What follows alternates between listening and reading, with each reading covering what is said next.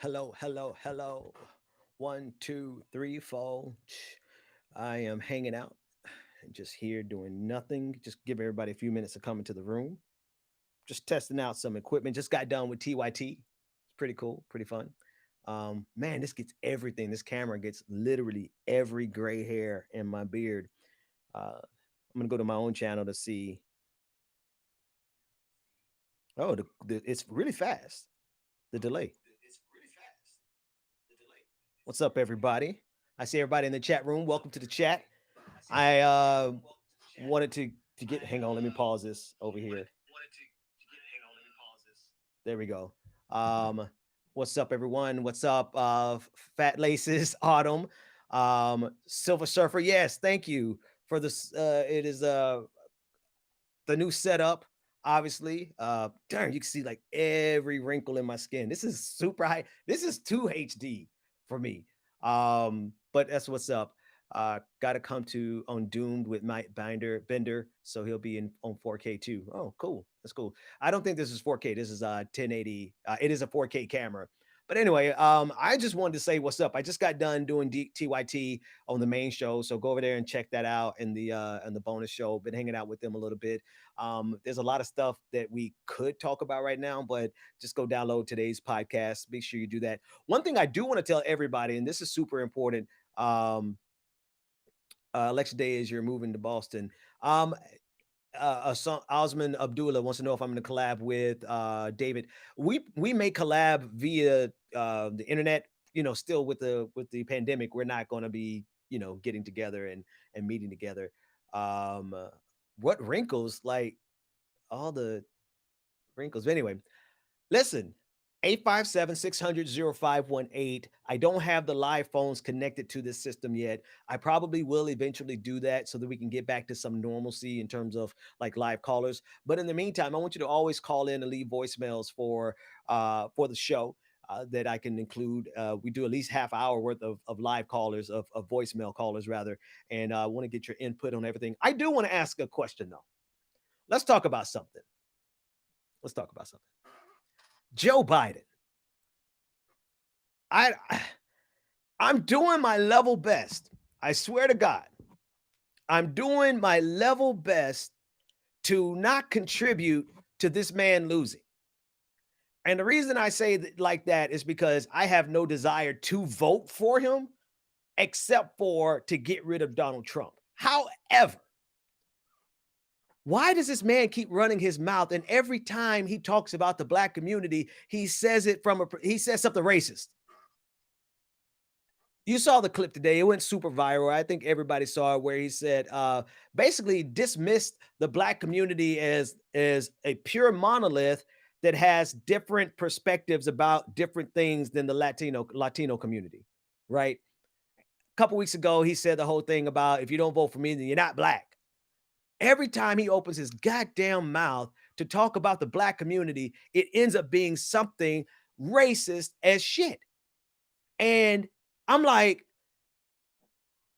on the opposite side of the equation, because I gotta balance this equation in my head. On the opposite side of the equation, we've got Donald Trump, who I promise you, if this man gets another 4 years, we're gonna be dealing with coronavirus for at least another 2 years. We will be dealing with coronavirus 2 years after every other nation has gone back to normal, all because of how utterly feckless, ridiculous, and stupid Donald Trump is. And yet the Democratic Party saw fit to nominate um, a man who every time he talks about the black community, something racist comes out of his mouth. He honestly, thank you. Practical couponing with CT. He needs to shut the hell up. Shut the fuck up. He needs to be locked in a basement somewhere, put away where we can't see him or hear from him until after. And matter of fact, just why are we here? Somebody mentioned Jamal Bowman in the chat room on Bernie's live stream last night. The way the Democratic Party, I'll put it like this. If Joe Biden loses, more precisely, if Donald Trump wins, it's nobody's fault but the Democratic Party. It's nobody's fault but the Democratic Party because they invested everything into stopping Bernie Sanders. And if you've been listening to the show for the last 6 months, um, and not, I don't know, 6 months, but however long we've been in quarantine, I lost track. If you've been listening to the show, you know that I have done my level best to just stay out of electoral politics. One, because of the frivolousness of it. It just seems futile in the age of coronavirus. And two, because I don't have anything positive to say about Joe Biden, and so I just shut the hell up myself. Um, but at this point, if he keeps running his goddamn mouth, what else do you expect us to do, man? What else do they expect? They expect me as a black man, as a human being. You expect me to just be quiet about the racist shit this man has been saying, compounded with the fact of all of his racist past. And then I juxtapose the equation, right? I put the equation out there. On the other side, we got Donald Trump, who says that kids can't get coronavirus when a second grader in Georgia damn near infected his entire classroom. Like, this is, it seems to me that we're in a stage of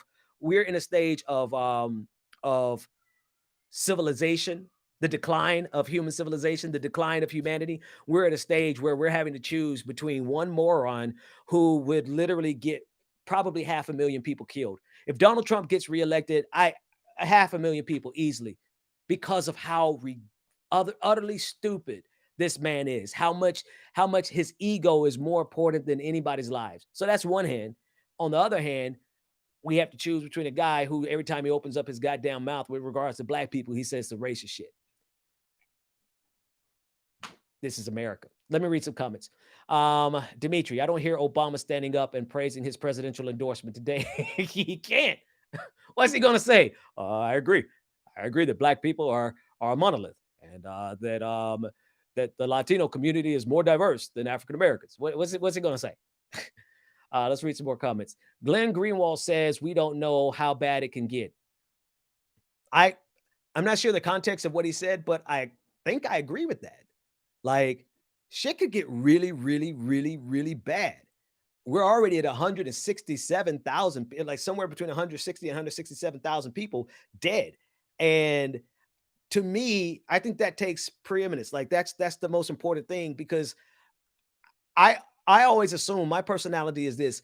I assume that if it can happen to me, and it can happen to my family. So while people are making a lot of bets saying that, oh, well, it's only going to be like 1% of the population. Well, you know what? That 1% could be me, and it could be my family. It could be my friends. Hell, it could be any of you. And I don't like to take those odds. So that's why I put this COVID-19 thing at the very top of the list. I'm confident that the people that would surround Joe Biden would not exacerbate COVID-19 the way these fucking morons in the White House are doing right now. But then every time Joe Biden opens his mouth, it's like a gift to Donald Trump. It's like every time he opens his ridiculous mouth, Donald Trump is one step closer to getting a second term. Let me read a couple more questions. I live in Georgia, and this is from 9Sif, or Sif. I live in Georgia and may not vote for him, as Georgia is not vital for the presidency for a Democrat. There are a couple of races in Georgia that I think are critical. Kelly Loeffler has to go. She's the Republican senator who got appointed when the last senator stepped down or died. I don't remember. But she got information on COVID-19. Check this out. Check out Kelly Loeffler. And this is why, if you vote for anybody, vote for anybody other than her. She got information about COVID-19 back in January at a Senate committee. I forgot the exact, like, it's a Senate Intelligence Committee. There it is.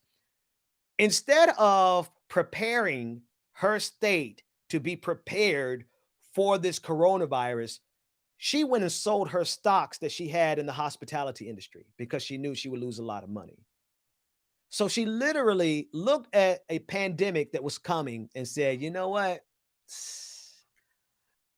Fuck those Georgians. Let me take care of my investments. So if you don't do anything else, like, do a mail-in ballot and vote for, I don't even know if Raphael Warnock is going to be a good Democrat. I don't know. He probably is going to be a neoliberal. He's probably going to be in the Miss Leadership class, but I don't think that he probably doesn't even have stocks. Maybe he does. I'm being an asshole. But he would not sell his stocks first and not warn Georgians. He would warn Georgians and then sell his stock. And this is where we are in America. Like, this is literally our choices. So we're screwed no matter what. Let me read a couple of more. Dave Rubin said Joe Biden was too radical for him. Dave Rubin is a moron.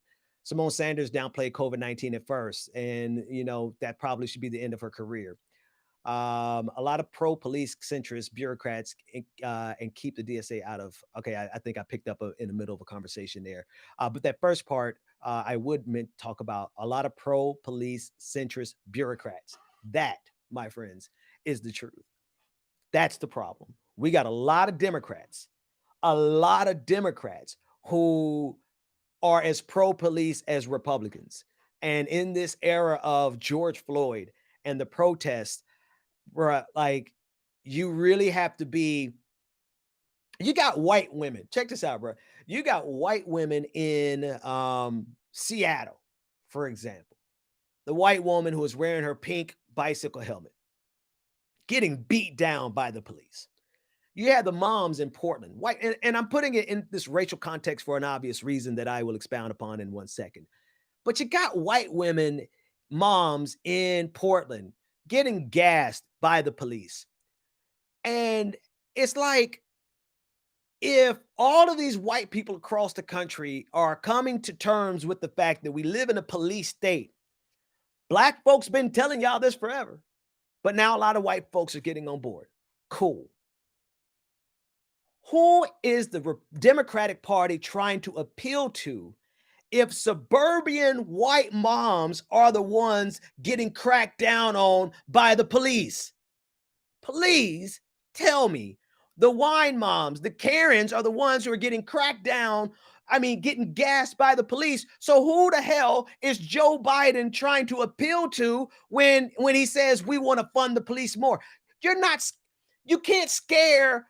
You can't scare Karen and her wine club about the violence that'll come without the police when they've been the victims of violence by police.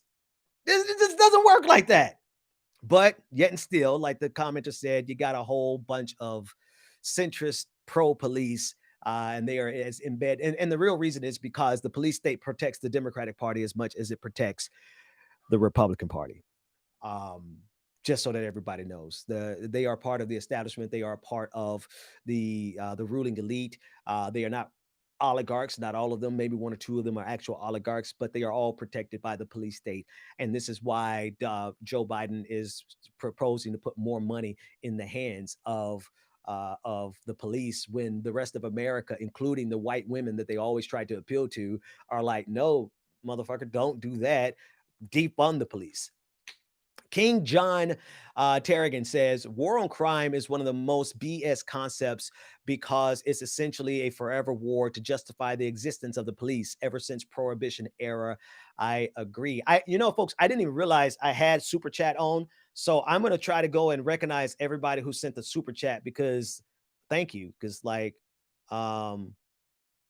you guys are dope, and thank you for doing that. Mind of the North Star, thank you for doing that. Is there a way? Does anybody know how I can go back and see all of the super chats? If I don't know how to do it because I haven't done a live stream in so long, but thank you all so much for the super chats, because every single dime counts. Matter of fact, go to patreon.com/the BPD show. You get an hour and a half of well-produced. Every single day I put a show together, I put my foot in that show. Like, I do my very best to give you the best production that you could possibly get. All right, let's read some more questions. Enough promotion. I love this channel because it's one of the few not being fooled into this Democratic progressive wave. Yeah, I listen, I'm stuck between a rock and a hard place. I'm just going to be honest with you. Like, I don't buy into the Democratic establishment. Like obviously, the progressive wave, I do. Like, I am hopeful. Shout out to Practical Couponing with CT. Thanks for being me. Well, thank you for being you, and thank you for that super chat. I am not convinced yet that that the progressive wave is where it needs to be. I think the wave has to be a lot bigger, to be quite honest with you. We got a long way to go. But I think one by one, I think we can get somewhere. Shout out to Jules T. Kamala and Susan will be Biden's pick. It's bad either way. Daniel Krieger said, "You are a national treasure." Thank you. Well, I appreciate you. Hey, Shout out, say something in the comment section if you've been rocking with me since I was in the orange room with that super low resolution webcam and my baseball caps because I was going bald instead of just shaving it all off. Because we've come a long way and we've been grinding for a long time. So thank you all. Yeah, we got 100 likes. Thanks everybody. Thumbs up. Make sure you share. Jules said he's already a patron. Or they're already a patron. I'm sorry, I don't know your gender there, but they are already a patron. So thank you. Benjamin Dixon is the most charismatic leftist progressive. You know what? Well, I just try to speak the truth, and I appreciate the fact that a lot of you appreciate the truth as I see it.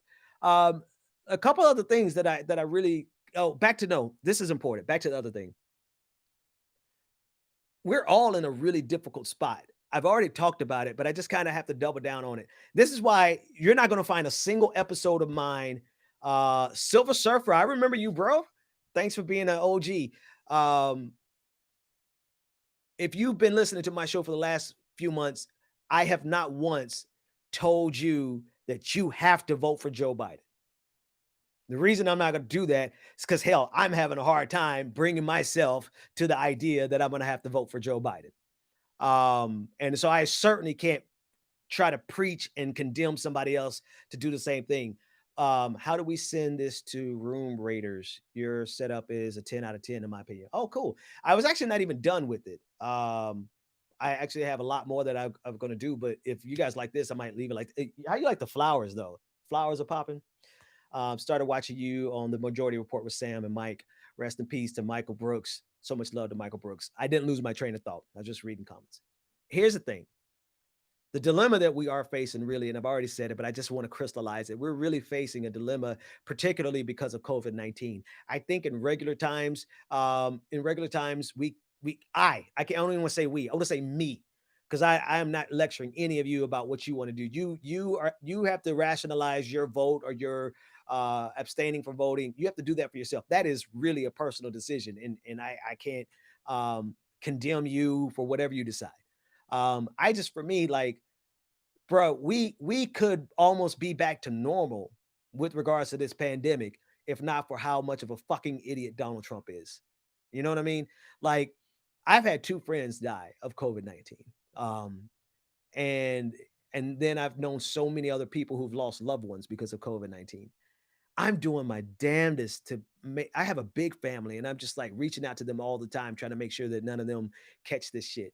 Um, but we really could have had a totally different outcome if not for the fecklessness, the utter moronic imbecility of Donald Trump. And I am terrified that if this man gets a second term, that we might see 500,000 deaths easily. And so it's like it's really an unfair position because I would love nothing more than just to rail against Joe Biden all day long because like fuck him. But at the same time, god damn Donald Trump. God damn that dude. I hate that dude with the fire of 10 sons. Tiffany L. You know I can't pronounce last names. So Tiffany L. Thank you. She says Cori Bush is amazing. I think we could take over this party little by little. That's my hope. That's my inspiration. If we don't destroy ourselves as a planet, as a species, the establishment as we know it right now will no longer exist. I promise you that. I promise you that because one or two things: we're either going to get them out of office, or we're going to like just boot them out of office and take their seats, or they're going to die. Nancy Pelosi ain't going to live forever. Jim Clyburn ain't going to live forever. You know what I mean? Like within 10 years, every single one of them would be too old to do anything.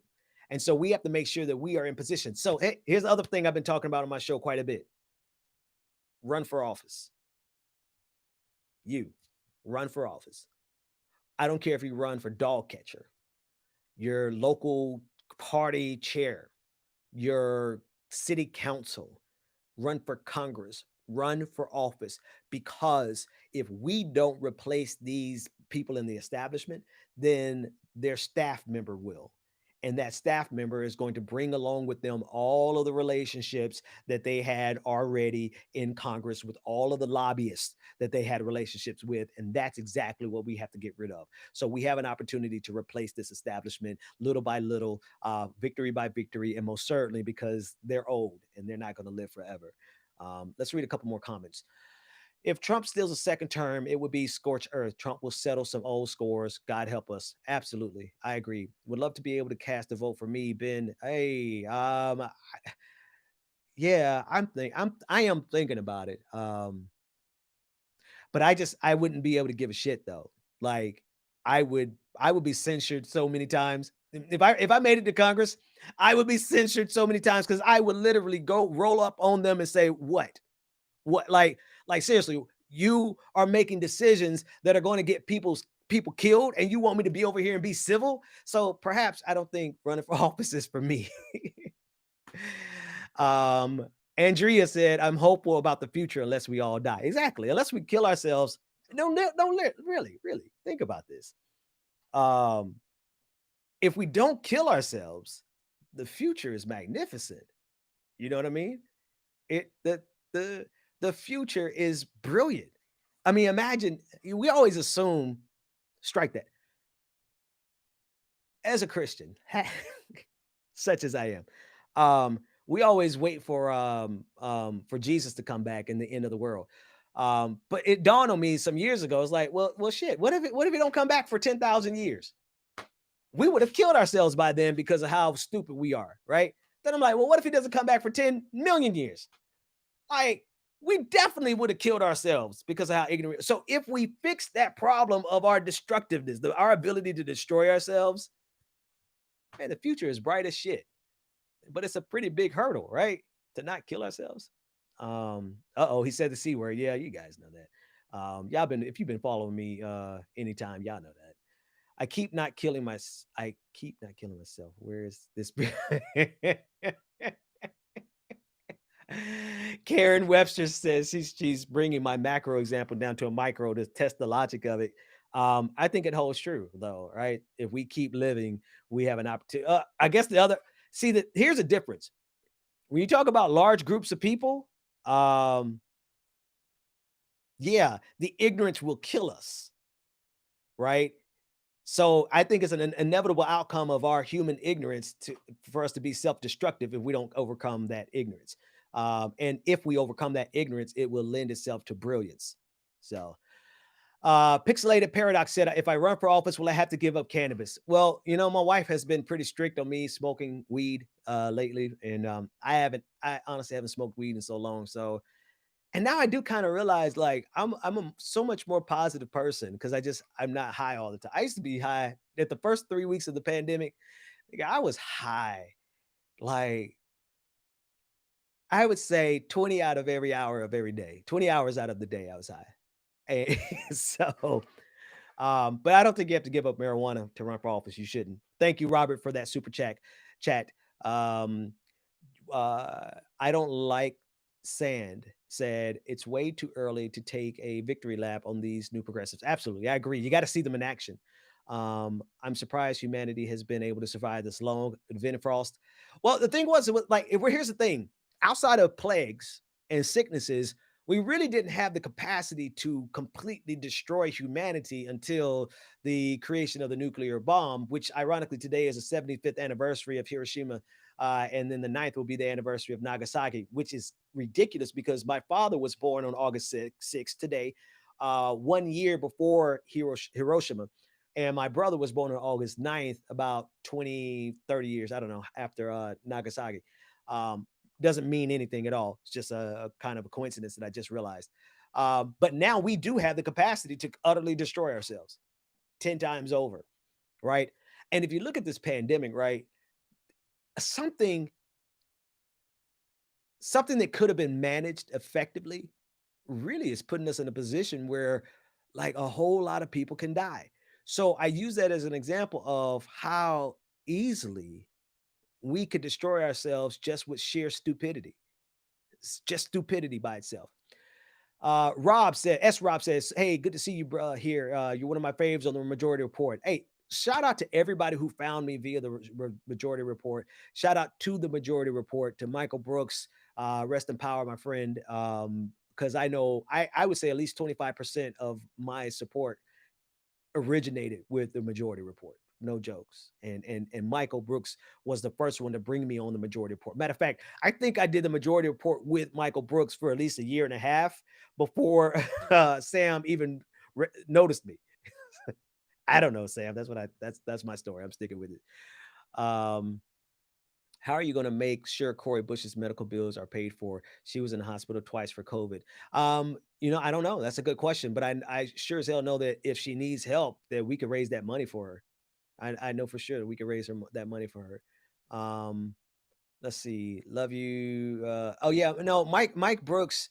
My tribute to Mike Brooks was really our tribute to Mike Brooks. Like if you go back, there's an hour-long video of just people talking about Michael and what he meant to them. And so that's one of the reasons why I want to give a lot of room on my show for voicemails, because your voice is as important. You know what I mean? Um, Andrea said, "Well, she about to be almost making $200,000 a year." Yeah, but when you got like $30,000, $60,000 in medical debt, you know that check will get eaten up every single month. But you're right, she'll be fine. Um, Casey said, "I might have to go back on my never Biden stand. Can't let more people die." I hate Casey. I hate that you're in that position, because I think we as individuals have the right to make a moral stand against voting for somebody like Joe Biden. However, COVID-19 and the fact that they're sending our kids to school, and they're sending our kids to school and insisting that they don't wear masks. And I'm like, you guys really are going to sit around and get our kids and our family members killed because of your ridiculous politics. That's so I hate that we're in this position. I would love nothing more than just shout at the top of my lungs against how fucked up the Democratic Party is, and how Joe Biden is the last person who would ever get my vote. I want to take that position because it gives me the sense of moral righteousness, right? But fuck Donald Trump, right? If he gets another 4 years, I don't even know how many people could die as a result of this man. Let's read some more comments. What did Mark say? I didn't see what Mark said. Um, Jopo said Michael Brooks helped my brain and heart work better. I really miss that dude. Shout out. I mean, for real. Wendy said, I hope we can all survive to November. November. I'm worried about January, right? Here's what I'm really worried about. Not just the deaths. I am extremely worried about people dying from this, because we're like, death is permanent. I know that's obvious. I know that's obvious, and I don't have to say that. But like my friend Rodney, when he died, that's it. I'm never gonna see my dude again. Like the most brilliant musician that I have ever known, he's dead, and that's it. That story has repeated itself at least 160,000 times over. There's 160,000 families who are grieving right now, and it's like, bro, it's just the world is so different right now. That's all. Uh, G Wolf 333 said, I just want to say love the longer format on the show. Oh, great. Good. I'm glad you guys are liking it. I want to make sure everybody gets it. And also, obviously, with the video set up, I'm going back to video. Um, Video is going to be first. And what I mean by that is I'm going to be producing the content centered on video, and then converting all of that into a more elegant podcast. So you're going to get high quality video content first, and then also the podcast. So thank you. I want y'all to give a really special shout out and thank you to my patrons, because this here camera that you're looking at me on, um, Lord knows I couldn't buy this shit. And it's not even that expensive. But I know what hard times are. So thank you to the patrons who made this possible. 2020 is the best time to turn 21. You think so? Oh, to just drink yourself to sleep, maybe. um, cool. I'm coming up on 30 minutes. Listen, I got another show. I'm doing show after show after show. I got another show to jump into called Political Thirst Trap. I don't know why we call it that. I joined the show later on after they had already named it. We'll be streaming on Twitter and on Facebook, so go check us out over there. And I will do these hangouts. I'm going to do these hangouts where we talk about politics until I get the video So I'm going to do another hangout tomorrow because the videos will start being ready on Monday. That's the goal. So salute. I'll see everyone later. Take care. If I can find the mouse in the right direction. 30 minutes on the dot. Oh, thank you, everybody.